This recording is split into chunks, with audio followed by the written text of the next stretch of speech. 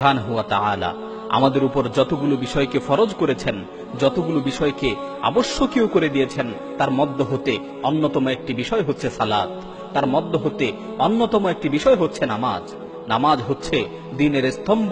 নামাজ হচ্ছে আল্লাহ ও বান্দার মাঝে সম্পর্কের মাধ্যম। কিয়ামতের দিন সর্বপ্রথম নামাজের হিসাব হবে। যদি কারো নামাজ ঠিক হয়ে যায় তাহলে তার সমস্ত আমল ঠিক হয়ে যাবে, আর যদি কারো নামাজ ঠিক না থাকে তাহলে সে ক্ষতিগ্রস্তদের অন্তর্ভুক্ত হবে। একজন মুমিন ও কাফেরের মাঝে পার্থক্য সৃষ্টিকারী বিষয় হচ্ছে নামাজ। নামাজ আদায় করা ঈমানের অংশ, নামাজ ছেড়ে দেয়া কুফরের অংশ। লা দীন লিমান লা সালাত লাহ, যার নামাজ নেই তার কোনো দিন নেই। ওয়ালা হাযযা ফিল ইসলাম লিমান তারাকা সালাহ, যে ইচ্ছাকৃতভাবে নামাজ ছেড়ে দেয় ইসলামে তার কোনো অংশ নেই। যে ব্যক্তি ঠিক মতো নামাজ আদায় করবে আল্লাহ তাআলা তার অন্তরকে আলোকিত করবেন, তার চেহারাকে আলোকোজ্জ্বল করবেন, তার কবরকে আলোকময় করে দিবেন। কিয়ামতের ভয়াবহ মুহূর্তে নামাজ তার জন্য নাজাতের ওসিলা হবে।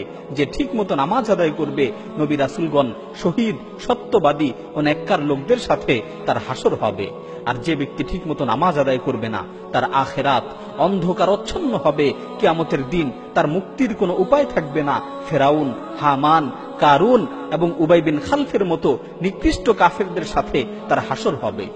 হে যুবক, তুমি কি রাসূল সাল্লাল্লাহু আলাইহি ওয়াসাল্লামের সাথে হাসরের ময়দানে পুনরুত্থিত হতে চাও না? তুমি কি চাও না যে নবী রাসূল, শুহাদা এবং সত্যবাদীদের সাথে তোমার হাসর হোক? তাহলে নামাজের ক্ষেত্রে কেন অবহেলা করছো? মসজিদের মিনার থেকে মুয়াজ্জিন সুললিত কণ্ঠে হাইয়া আলাস সালাহ, হাইয়া আলাস সালাহ বলে তোমাকে নামাজের দিকে ডাকছে। হাইয়া আলাল ফালাহ, হাইয়া আলাল ফালাহ বলে তোমাকে কল্যাণের দিকে আহ্বান করছে। আর তুমি নামাজ না পড়ে মুয়াজ্জিনের আহ্বানে সাড়া না দিয়ে বন্ধুদের সাথে আড্ডা দিচ্ছ। তুমি মুয়াজ্জিনের ডাকে সাড়া না দিয়ে খেল তামাশায় ব্যস্ত রয়েছো।